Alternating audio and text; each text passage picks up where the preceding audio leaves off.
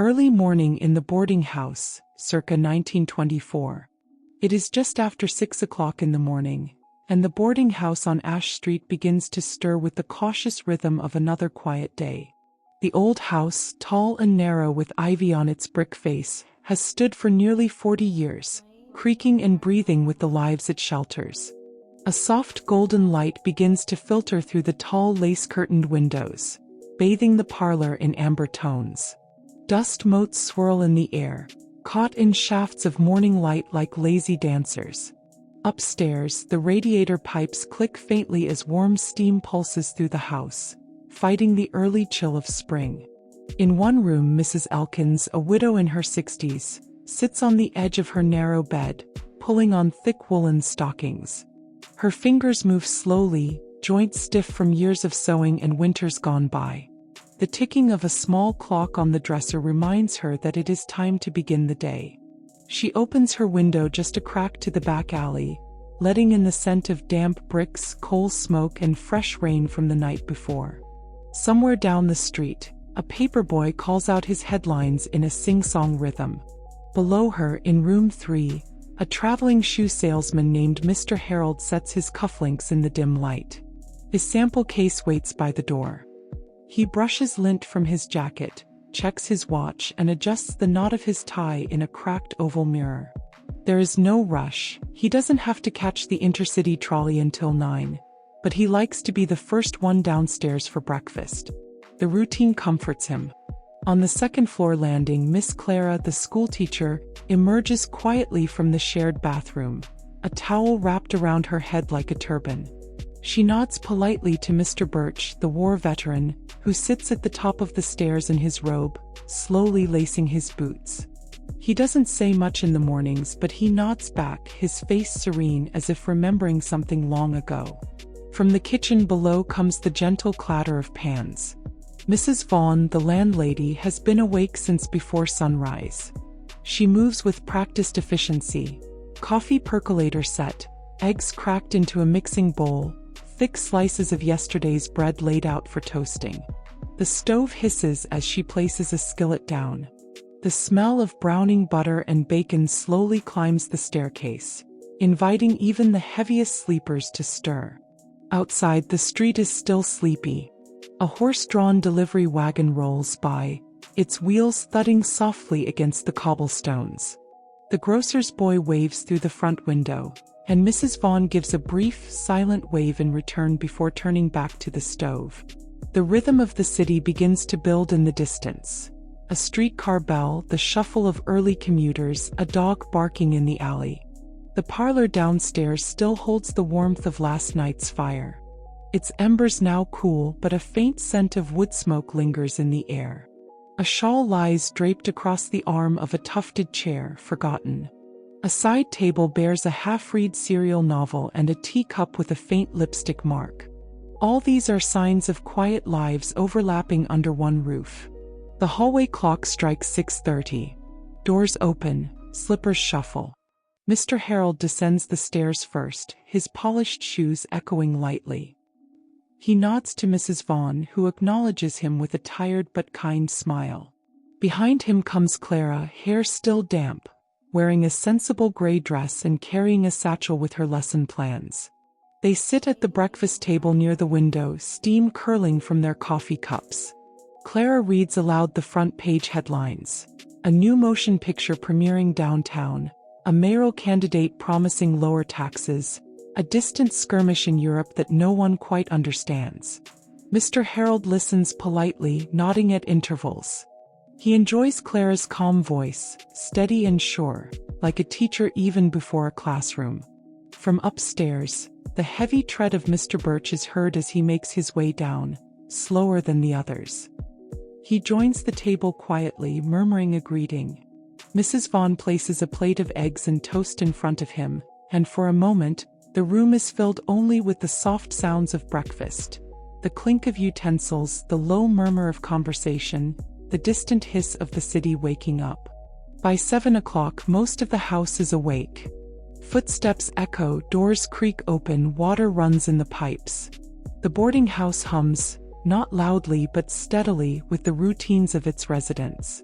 A few moments later, young Tommy, the errand boy from down the block, arrives with the morning milk in clinking glass bottles. Mrs. Vaughn exchanges coins for the crate, and Tommy tips his cap before darting off. The bottles are placed in the pantry with practiced care. Outside, the sun rises higher. Light glints off the rooftops and gas lamps. The city is alive now, and the boarding house breathes with it, each room holding its own small story, each tenant carrying a private rhythm into the day ahead. And so, another day begins, quiet, ordinary, and gently unfolding within the faded walls of the boarding house on Ash Street.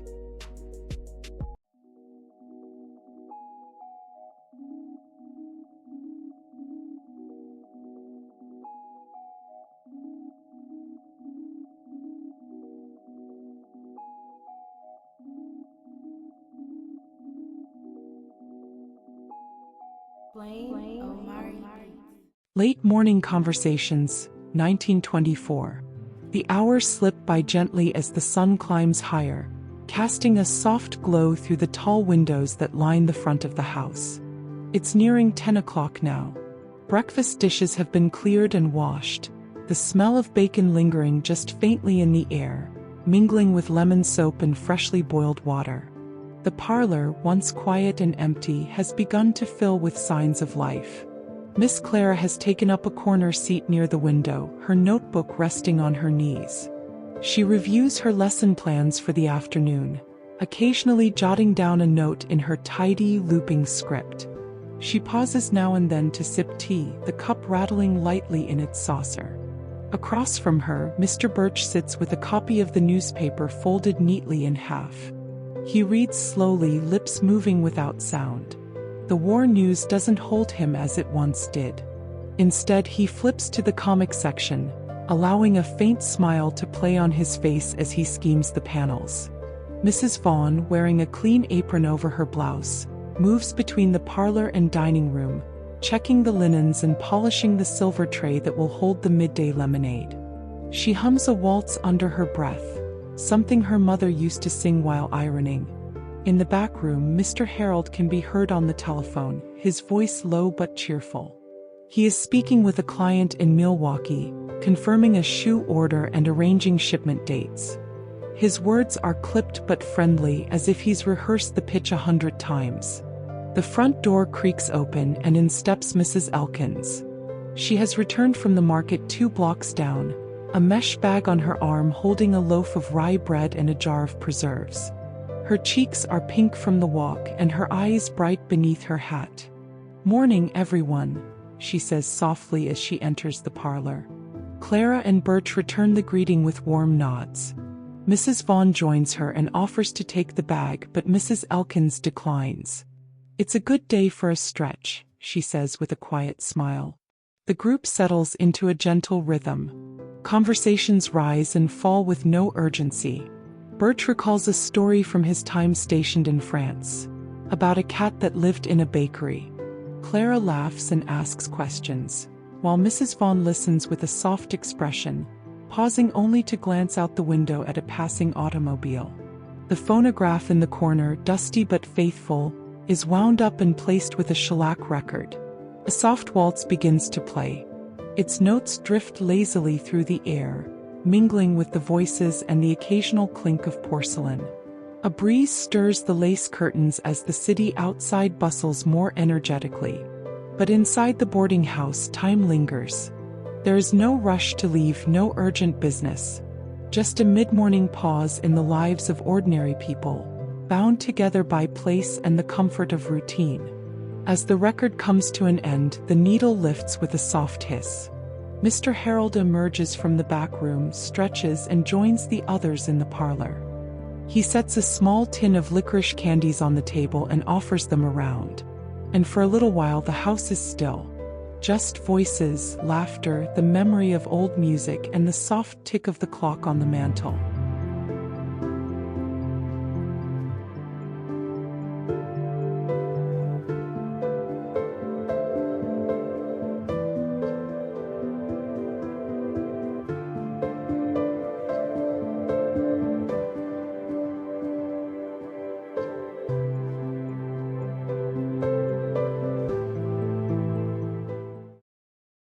Afternoon errands and quiet 1924.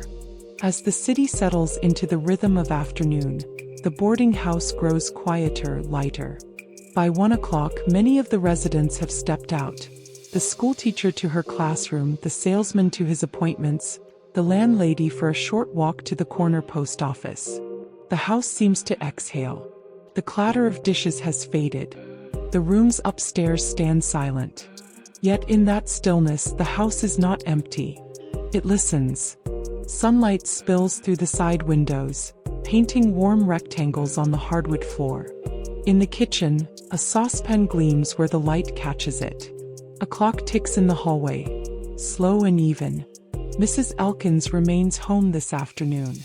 She has settled in her room by the front window, darning a pair of stockings by hand. Her needle moves in a steady rhythm, and the silence is companionable rather than lonely. Downstairs, a gentle rustle signals that Mr. Birch has fallen asleep in the parlor, his newspaper spread across his chest. A cat that no one quite owns but everyone feeds has curled up on the windowsill near his chair. It twitches its tail in its sleep. In the small backyard behind the house, the scent of lilacs drifts up from a blooming bush. A seamstress from next door hums softly while hanging her laundry on the line. Shirts and linens flap in the breeze like signals from a slow, wordless language. A delivery truck rumbles past, sending vibrations through the floorboards. Its passage is quick, just another sound swallowed by the lazy warmth of the day. At 2 o'clock, the grocer's boy brings a basket of goods to the front step and meets Mrs. Vaughn. The screen door creaks as Mrs. Vaughn returns and gathers the basket, placing it on the kitchen counter with a sigh. She pours herself a glass of lemonade and leans against the sink for a moment, watching the dust sparkle in the air. The sound of a passing train horn echoes faintly from the edge of town. Then silence again. Upstairs, a breeze stirs the curtains in Clara's room, flipping the edge of a notebook left open on her desk. A pencil rolls across the surface and comes to rest near a copy of the Saturday Evening Post. In this lull between meals, between footfalls and phone calls, the house becomes something like a cradle, rocking softly, holding its people in gentle paws. A dog barks far off. A clock chimes 3. And still the house waits, suspended in a quiet, golden hour of the day when nothing urgent must be done, and everything seems to whisper, not speak. This is the soul of the boarding house in the afternoon, drowsy, domestic, and full of quiet breath. Supper and shared stories, circa 1924. As the sun drifts westward, long shadows stretch across the parlor floor. The boarding house takes on a different tone, quieter in some ways but also fuller, humming with the sound of shoes returning to the foyer, satchels set down and jackets shaken free of dust. The smell of stew, onions, and garlic wafts from the kitchen, mixing with fresh bread baked earlier that day. It's a comforting aroma that draws even the most tired residents from their rooms. Clara returns home first, setting her books by the coat rack and taking a seat near the dining room window. Her day at the schoolhouse has left her voice tired, but her spirit light. She watches as a pair of neighborhood boys toss a baseball down the street. The sound of their laughter drifts in through the open window, mingling with the hum of the city beyond. She stretches her legs and leans back, letting her eyes flutter closed for a brief moment.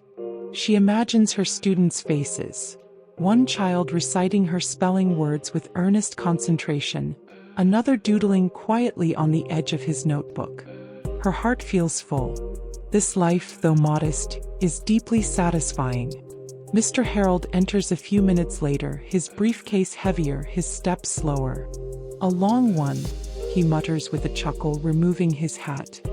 He's greeted by the sound of the radio in the corner, turned low and tuned to the evening broadcast. News of a new road being paved, a weather report, jazz playing softly in the background. He sets down his case, rolls his shoulders and breathes in the scent of home. "Something smells good," he says, loud enough for the kitchen to hear. From inside, Mrs. Vaughn replies, "Just you wait."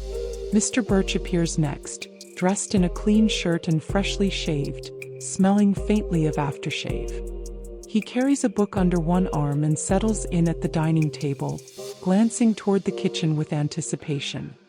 His gaze lingers briefly on the bookshelf across the room, noting a copy of Leaves of Grass someone has moved. Mrs. Vaughn calls out, "Dinner's just about ready." Her voice is cheerful but authoritative, a signal that the day's rhythm is gently shifting. Residents gather slowly with no rush. The dining room is modest but homey. A long wooden table, mismatched chairs, and a shelf of blue china that rattles slightly when someone bumps the floorboards.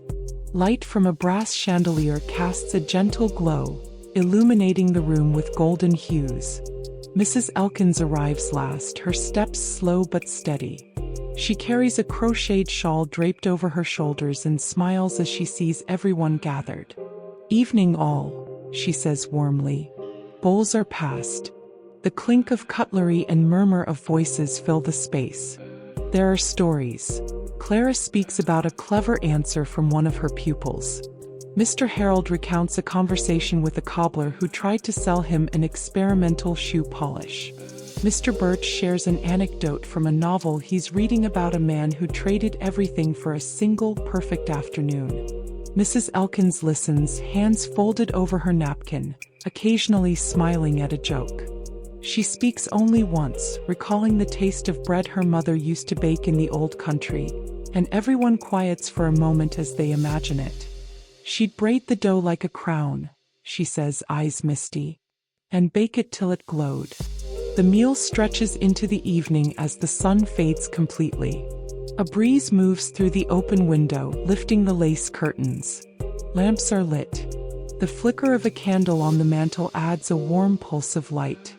After dinner, some residents linger in the parlor. A card game starts in the corner. Nothing serious, just gin rummy played with soft laughter. Clara knits a new scarf, her needles clinking gently. Mr. Birch opens his book again, pausing now and then to listen to the soft murmurs of the others. Mr. Harold sips a cup of tea, watching the flame of the oil lamp flicker. "Quiet nights like these," he says aloud, "are worth their weight in gold." Mrs. Vaughn collects the dishes quietly, humming to herself. She doesn't mind the cleaning. It reminds her that the house is full, alive. She pauses by the window, watching as a neighbor lights a lantern across the street. Outside, the city dims. The streetcar rattles past on its last run. Footsteps echo down the sidewalk as neighbors return home. Somewhere nearby, a phonograph plays a slow jazz tune. In the hallway, the clock chimes 7. Its gentle, measured tones seem to anchor the evening, marking time not as a command but as a reassurance. Inside, voices grow softer. The fire is rekindled. Shadows stretch. Mrs. Elkins, seated once more in her favorite parlor chair, pulls her shawl tighter and smiles at the quiet conversation. She recalls her first week in this house, how strange and unfamiliar it all felt. Now each face around her feels like family. Mr. Birch looks up from his book. "Anyone remember the story of the lantern that never went out?" he asks. I turned to him. It said an old lighthouse keeper in Maine kept one burning for 30 years straight, just in case his son ever came home. Silence lingers. Then Clara says softly, "That's beautiful." And as the boarding house leans gently into the hush of evening, it glows from within. Each resident carrying a piece of its warmth, each story folding neatly into the tapestry of ordinary life.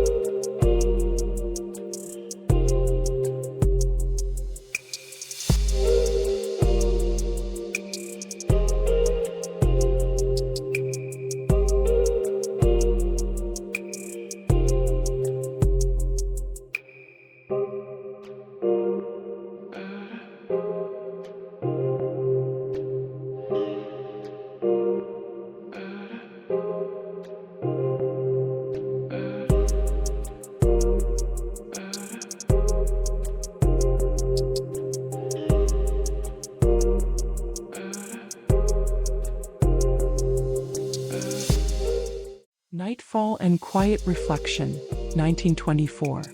The night settles gently over the boarding house like a woolen blanket drawn to the chin. From the street, its windows glow amber, soft and flickering like lanterns in a fog. Inside, the day's final rituals unfold with little fanfare. Slow, deliberate, familiar. Mrs. Vaughn closes the last of the kitchen cabinets and wipes her hands on a clean towel. The stew pot has been washed, the counter wiped, the kettle refilled. She turns off the overhead light and leaves only the lamp near the stove burning. Its reflection dances across the tiled wall. In the parlor, Mr. Birch stands and stretches. "I'll turn in," he says to no one in particular. His voice carries easily in the quiet. He leaves his book on the side table, spine up, the page marked with a scrap of newspaper. Clara glances up from her knitting. "Good night, Mr. Birch." He tips his head. "Good night, Miss Clara."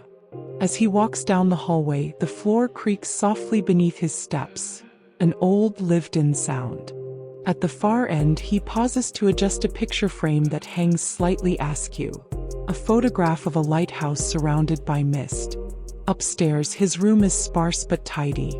A narrow bed with a worn quilt, a wooden dresser, a small writing desk tucked under the window.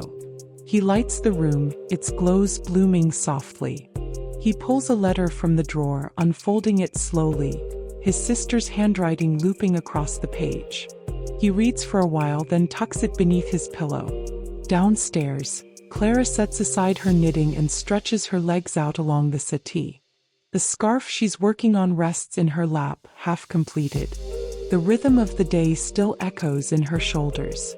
Chalk dust, footsteps across wooden floors, the buzz of young voices. She enjoys the contrast now, the hush of a house at rest.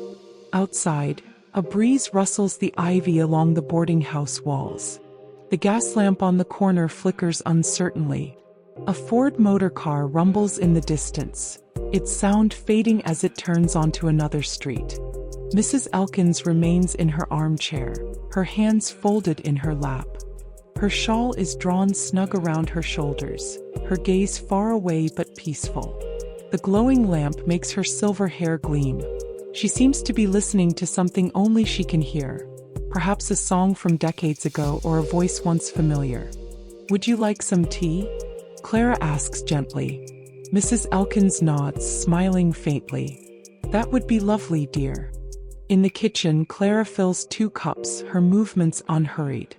She adds a splash of milk to one, a slice of lemon to the other, just as Mrs. Elkins prefers.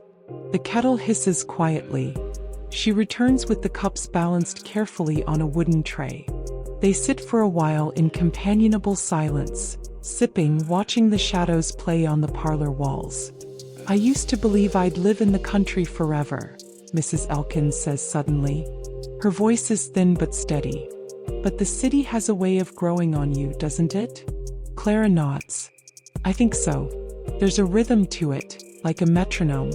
Some days it's too fast, but nights like these." Mrs. Elkins finishes for her. "Make it feel like home." The clock on the mantel chimes 8. Its tone is gentle, a soft cue to begin winding down. Upstairs, Mr. Harold is brushing his teeth in the shared bathroom. The mirror above the sink is cracked slightly in the corner, catching the lamplight in a spiderweb of gold. He hums a tune, off-key but cheerful. In his room, a small framed photograph of a woman and child sits on the bed. He picks it up, wipes a smudge from the glass, then places it back with care. He opens his suitcase and pulls out tomorrow's shirt, laying it neatly on the bed. Back downstairs, the card game has ended. Clara folds her knitting and says goodnight. She ascends the stairs quietly, her hand grazing the banister, worn smooth by years of palms. She pauses outside her room, listening for a moment to the faint sounds below. A kettle settling, a chair creaking, the distant echo of a laugh from the street. Then she slips inside and closes the door softly behind her. Mrs. Elkins remains in the parlor a few minutes longer, her gaze lingering on the fire's dying embers. Then, with a quiet sigh, she stands and makes her way slowly upstairs.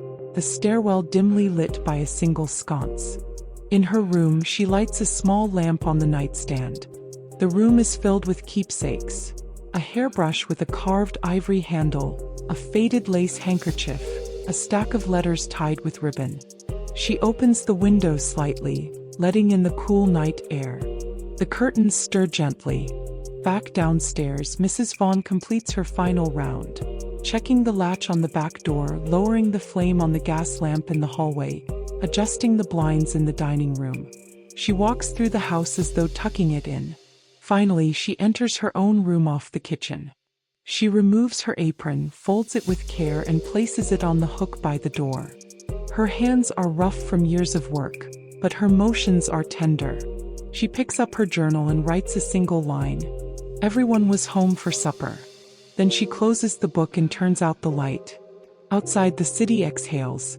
The last streetcar has passed. The gas lamps burn low. The stars begin to emerge, faint behind a thin veil of city haze. Inside the boarding house, all is quiet. But even in stillness, life continues. Within dreams, within memories, within the low hum of pipes and the whisper of curtains. In Mr. Birch's room, the oil lamp is extinguished. The lighthouse photo hangs straight now, steady in its frame. In Clara's room, the scarf rests on the windowsill, its yarn looped like a question left unanswered. In Mrs. Elkins's room, the stack of letters remains untouched but not forgotten. And in the parlor, the fire gives one last crackle before settling into ash.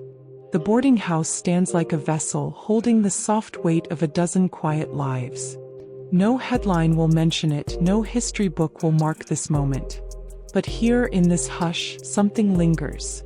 Peace, presence, and the ordinary magic of people simply being together.